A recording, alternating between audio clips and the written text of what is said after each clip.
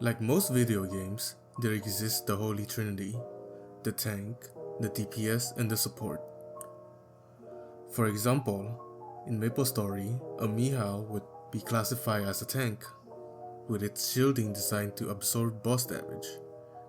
However, with Maplestory game structure, Mihao, or any class really, can be a pure DPS class, able to solo any boss with enough funding and skills. While the concept of classic role doesn't really apply in Maplestory, I would still like to talk about the support role, known for buffing the team, debuffing the enemy, and overall making the team stronger with their unique kit. And thus, I would like to tell you about a story of 3 support mages. You can think of them as the 3 siblings. The story starts in 2015 when Kanna was reborn as Nexon's golden child, equipped with her 15-second bind and her 2 barrier.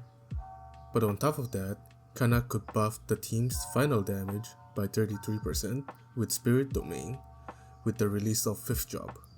This was peak Kanna, with not just great support capabilities, but also good mobbing and damage output.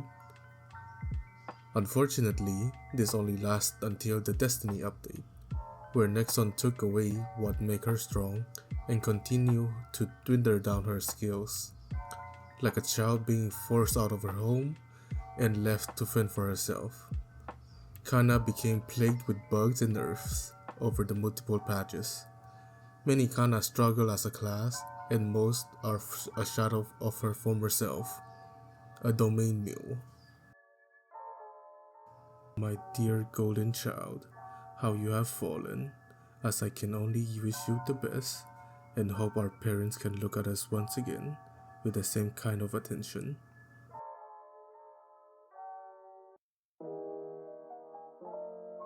Like parents expecting the arrival of a newborn, Nexon shift their focus to the explorers, which include the bishop. Revamped during the Destiny patch, Bishop became the epitome of a support class, having both defensive and offensive skills that were unmatched by any other class. The countless ways she can provide healing and never-ending list of buffs and debuffs raised the damage potential for her team. Bishop are commonly viewed as the twin of a domain mule, with many only ever reaching benediction mule status.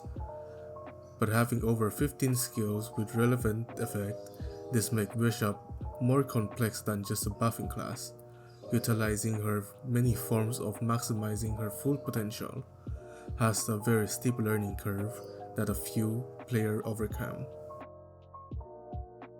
Oh my sweet summer child, you possess more skill than one could ever wish for.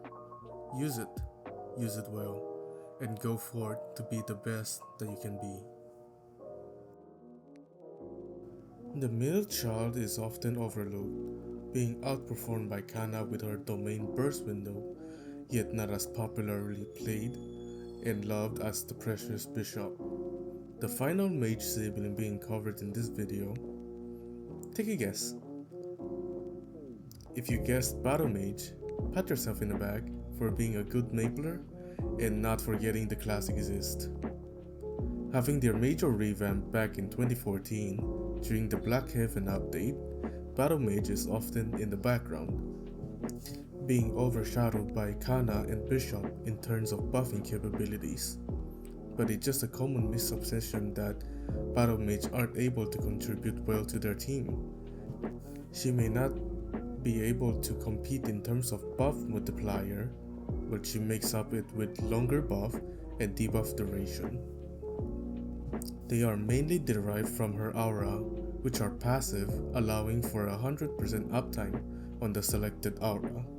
Her 5th job skill, Aura Sight, let her apply all effects of the different auras. While battlemage doesn't heal the way Bishop do, they help keep the party alive using the skill Party Shield to protect member from damage, sometimes even negate boss attacks.